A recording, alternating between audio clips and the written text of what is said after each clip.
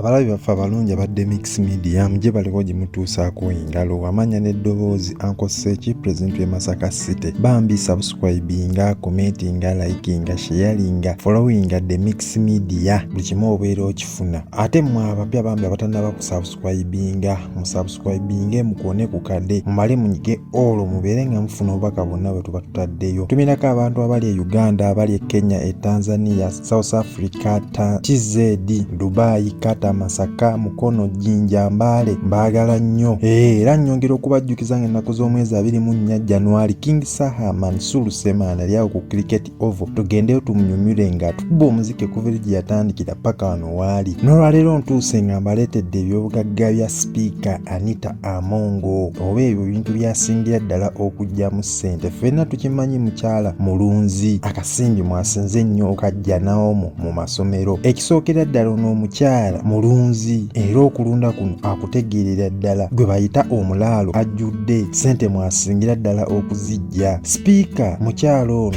mulunzi wa nte ezo ez'amata, ez'ennyama n'ente enzungu ne zino ezaffe eŋŋanda era akasimbi mwasingira ddala okukajja. Ate zino ziri mu 10 zitudde ku ttaka eriwerera ddala ng'ayina ente enzungu ezo zimaleeto. Speaker Anita Amongo alina amasomero eritali limu oba abiri ng'amasomero gano ga primary ne secondary ng'alina bukedde ya comprehensive amanga litunulanga muntu lya O ne A level. Eby'emipiira biritegeerera lyasamamu ne St Mary's Kitenda awo omupiira gaali masavu ate nga gwokya. Alina primary naye eviiramu ddala ssente. Amasomero gano ffenna tugalaba era tugamanyi gakyalakawo ne ku parliament nga gatunulanga muntu nga baasi gazirina ebizimbe galina ebyo ebyamaanyi. Amasomero nagajjiramu ddala akapya. Alina leediyo ng'eno weetudde tepangisa ng'eyitibwa Omo FM 97.3 eyo frequency yaayo nga yamalawo buwumbi na buwumbi. Erina abakozi, erina emmotoka, ekuba obulango obw'abantu aba bulijjo nangiraako ku nte yange, ku mbuzi yange, omuntu yafudde. Obulango bwa gavumenti nabwe bukubira ddala emuweera ddala ssente. Speaker alina ekisaawe ky'omupiira ng'ekisaawe kino kimuweera ddala ssente singa oba oyagala okupangisa okuzannyirayo maaki nga kuliko we bazannyira baseball, volleyball, tennis, swimming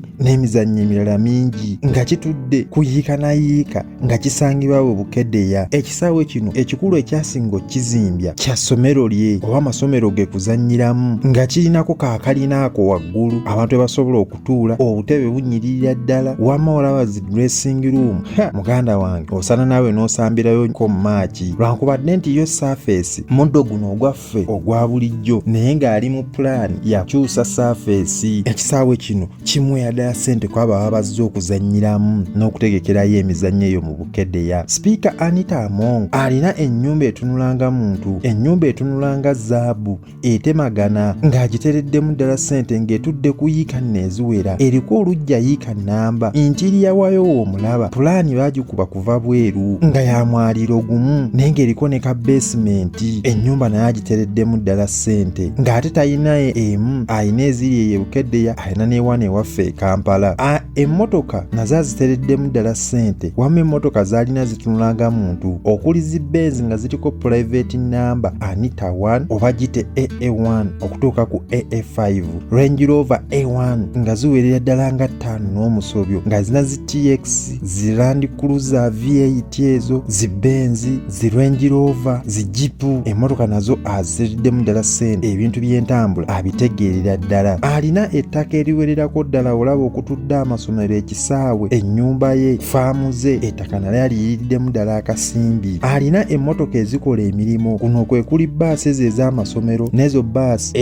ezikola ebintu ebya bulijjo buno kutambuza abantu, n'ezo emmotoka ezitambuza ebintu bye nga ku faamu ng'ezo. Emmotoka ennetisi nazo aziriddemu ddala akasente. Speaker Anita Amongo alina poloti mu bitundu eby'enjawulo ewaka ntegeeza ewaabwe mu kyalo n'eno ewaffe e Kampala, poloti nazo azirina. Alina social media kuno kuliko YouTube, zi website z'amasomero masomero n'ezo eza faamu ze ne bizinesi endala zakola ebisaawe ng'ebyo website ng'ezo akasimbi zikamuwera ddala. Ono MP Mulamba ate aluddeyoko mu Parliament era akasimbi akafuniranga ddala. N'obudde buno MP Mulamba era akasimbi akafuna era akafunira ddala okuli bwa allowance okuli obwo bwa transport bu commission olusi kwaba atudde ali wakati we miliyoni 445 ate nga kisinzira bwa gyova n'abantu bw'okiikirira. Obwa speaker bumuweredde ddala ssente era tukimanyi ffenna babasasula y'akasente okuli bwa allowance ne obwo bu commission bwafuna okuli obwo obwa lanchi akasimbi akafunidde ddala. Mukyala mulimi ate era mulunzi ng'alima ebitooke okuli muwogo, lumonde, omuceere ate alundirako n'ente era mukyala ffenna tumumanyi nti mulunzi atunda amato wamu n'okugajjamu akasimbi sako okgongerako omutindo ng'akola mu yogati bongo n'ebintu ebirala ebiva mu mata kuba ente zaazirina. Alina apartment nazo ziviiramu ddala ssente nga zino kuliko apartment ey'omuzigo ogumu ng'erinamu ekinaabiro effumbiro ne kabalukoni w'okiringira apartment zimuwera ddala ssente. Alina zirentals nga muno mulimu buddabuluumu ne busingoluumu buno buyumba obwabawejjere nabo era nga bwa mutindo. Fulaati ezo eza bizinesi zimuweredde ddala ssente ng'opangisa n'oteekamu ka bizinesi ko olaba fulaati ezo eziri ku masomero ge wamma naawe ozebe ddala nga maanyi. Alina ekyuma ekikuba amata ne kigajjako akaakabubi ne tufunamu kabongo olusi ne ka yogati ebyuma ebyo nabyo abirina. Ono bwa deputy speaker bwamuwera ddala ssente awo yava n'agenda ku bwa speaker era akasimbi yakafuniranga ddala. Mukyala ategeera okukola emirimu gy'eggwanga akasimbi yakafuniranga ddala. Ono omukyala speaker Anity Amongo akasimbi yakafuniranga ddala ku bwa speaker. Okusinziira ku mukutu gwa Forbes magazine gulaze nga speaker Anity Amongo akasente asinze kajja mu bulunzi ne mu masomero saako ne mu bizinesi obutinitini bwafuna ate nga ye mukyala aweerezaako mu bifo ebyenjawulo ate nga abadde speaker ate nga abadde ne deputy speaker ng'okunoonyerezebwa kuno kwakolebwa nga 8 ogw'12/2024 ng'era azitowa buwumbi na buwumbi. Bambi subscribinga, likinga, sharinga, commentinga, followinga The Mix Media naye nga nnyongera okubajjukiza ng'ennaku z'omwezi 24 January 2025 tugendeyo tuwagire omukulu King Saha Mansour Semanda ku Cricket Oval ng'atukuba ennyimba okuva eri gy'atandikira paka wano waali. Mwabamisinga ku Africana nga muwoza ekifo kyali kitini ku luno agenda kubaayo ng'atwabya omuziki ate musajja mumumanyi mu live. N'ennaku z'omwezi nga 10 January omukyala Spice Diana ka Spice Gadget kagenda kubaawo nga katukuba omuziki ku Africana mu myaka gyako gye kakuza. Tugendeyo tukawagira akakyala ako kuba okuyimba kakutegeerera ddala na buli kisa alina ekivulu. Tugendeyo tumuwagire tugendeyo tumuwagire bannange, tugendeyo tumuwagire Spice Diana. Ne ku Boxing Day ewankulukuko abayimbi bagenda kubaayo tugendeyo tubawagire ku Boxing Day awo ewankulukuku enkuuka nga 31 tugenda kubaayo nga tulaba omuzirambazira. Tugendeyo tubugirize beene tulabe beene temwerabira nga 31 egenda kuba nkuuka. Bannange nno sigenda sukkawo wano amannya sigadde yankoseeki naye nga tewerabira ku likinga, commentinga na ku subscribinga na kwona ku kade obeere ng'ofuna obaka bonna bwe tuba tutaddeyo. Ssaabasajja Kabaka awangaale, mubeere bulungi, mweraba, bye bye.